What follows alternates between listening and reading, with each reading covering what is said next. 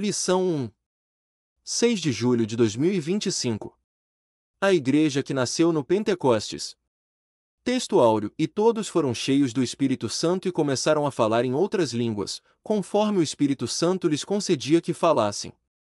Atos capítulo 2 versículo 4. Verdade prática. A igreja nasce no Pentecostes capacitada pelo Espírito para cumprir sua missão. Leitura bíblica em classe. Atos capítulo 2 versículos do 1 ao 14. Cumprindo-se o dia de Pentecostes, estavam todos reunidos no mesmo lugar, e, de repente, veio do céu um som, como de um vento veemente e impetuoso, e encheu toda a casa em que estavam assentados.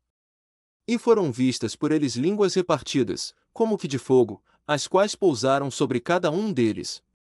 E todos foram cheios do Espírito Santo e começaram a falar em outras línguas, conforme o Espírito Santo lhes concedia que falassem. E em Jerusalém estavam habitando judeus, varões religiosos, de todas as nações que estão debaixo do céu. E, correndo aquela voz, ajuntou-se uma multidão e estava confusa, porque cada um os ouvia falar na sua própria língua.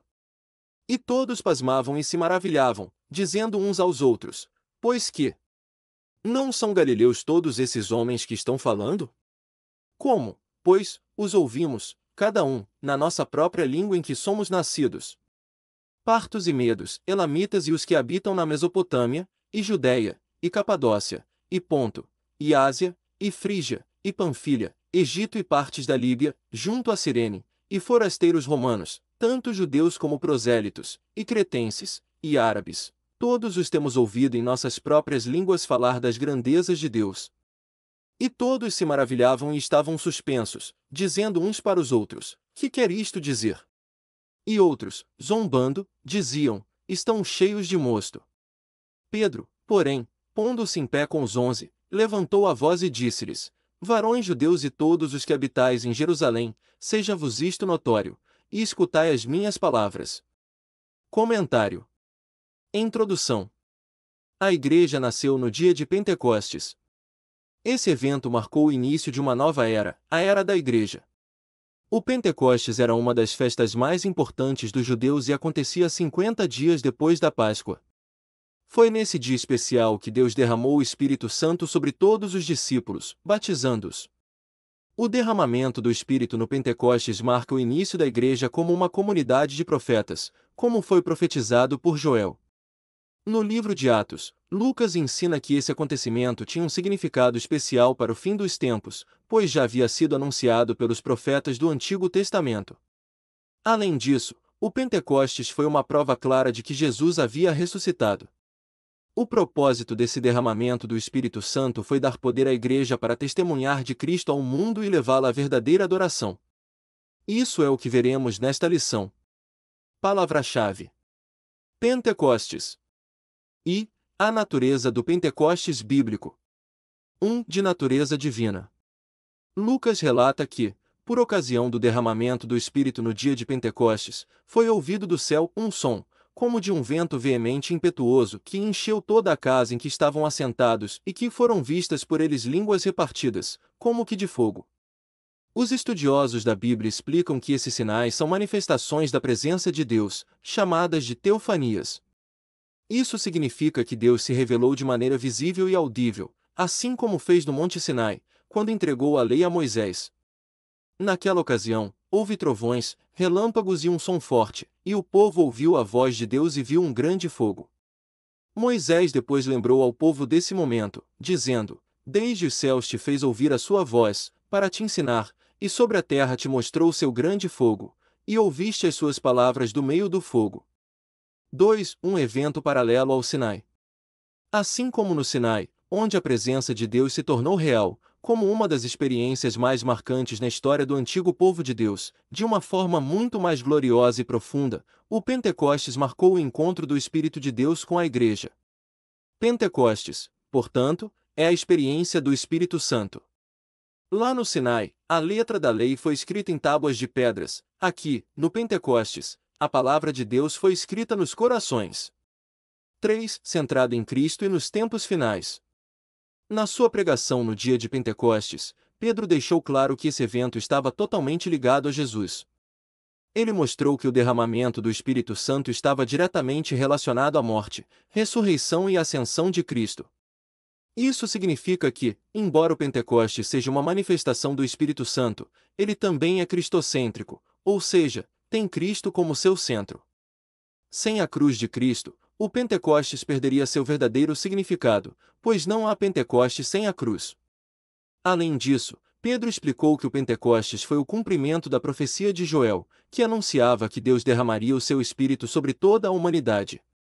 Quando Pedro usou a expressão "nos últimos dias", ele mostrou que esse evento tinha um significado escatológico, ou seja, estava ligado ao plano de Deus para os tempos finais.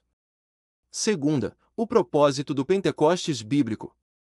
1. Promover a verdadeira adoração. As manifestações externas, como o som ou vento e o fogo ocorridas no Pentecostes, prendem nossa atenção. Contudo, não podemos perder de vista o que o Pentecostes produz internamente na vida do crente. Um dos propósitos marcantes do Pentecostes em Jerusalém foi promover a verdadeira adoração. Temos ouvido em nossas próprias línguas falar das grandezas de Deus.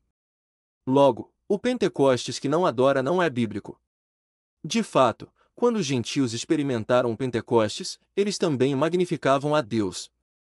Da mesma forma, o apóstolo Paulo diz que um crente pentecostal, cheio do Espírito, dá bem as graças. O fogo pentecostal promove o verdadeiro louvor. 2. Poder para testemunhar. O Pentecostes tem uma dimensão escatológica, pois aconteceu antes de chegar o grande e glorioso dia do Senhor. No entanto, essa realidade dos últimos tempos não significa que a igreja deve ter uma visão escapista, ou seja, desejar fugir do mundo a qualquer custo. O Pentecostes não foi dado para que os crentes se isolassem, mas para que fossem capacitados a testemunhar e viver no mundo até a volta de Cristo. A igreja deve aguardar com esperança, mas também cumprir sua missão até o fim. Para cumprir essa missão, ela necessita de poder para testemunhar. De fato, é isso que acontece depois do Pentecostes. Terceira, características do Pentecostes bíblico. 1. Uma experiência específica. Em Atos dos Apóstolos, o derramamento do Espírito no dia de Pentecostes é mostrado como o batismo no Espírito Santo dos crentes. Naquele dia o Senhor Jesus batizou quase 120 pessoas no Espírito Santo. Essas pessoas já eram regeneradas, isto é, salvas. Jesus já havia dito que elas já estavam limpas pela palavra, e que seus nomes estavam arrolados nos céus. Eram, portanto, crentes. Contudo, Jesus as mandou esperar pela experiência pentecostal, isto é, o batismo no Espírito Santo. O Pentecostes bíblico é, por conseguinte, distinto da salvação.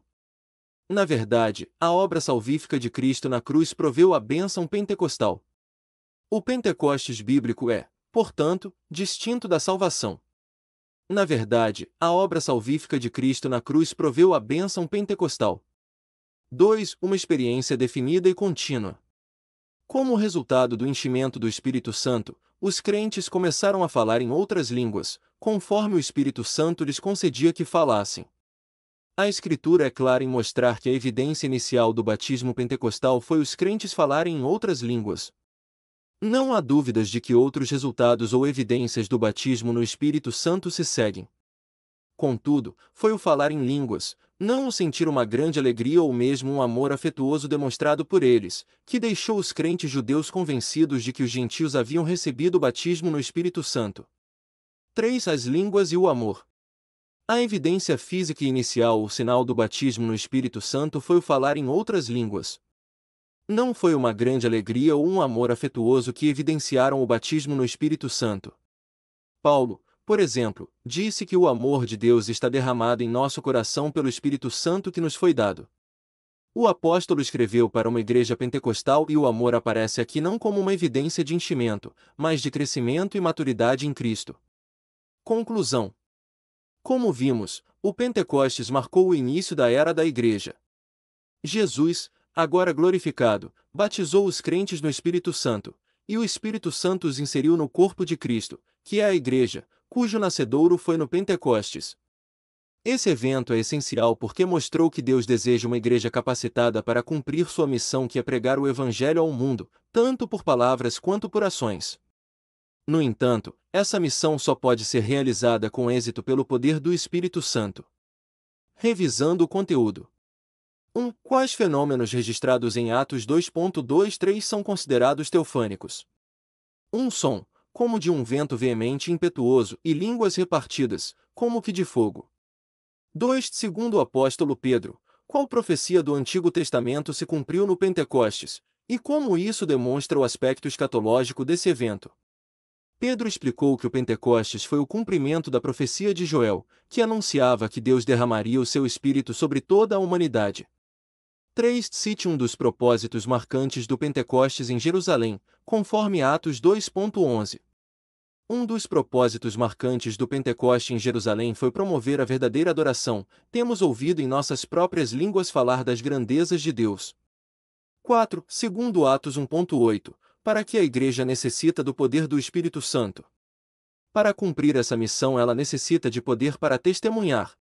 5. Por que o Pentecostes bíblico é distinto da salvação, segundo Atos 1.5 e Atos 2.33? Porque, na verdade, a obra salvífica de Cristo na cruz proveu a bênção pentecostal.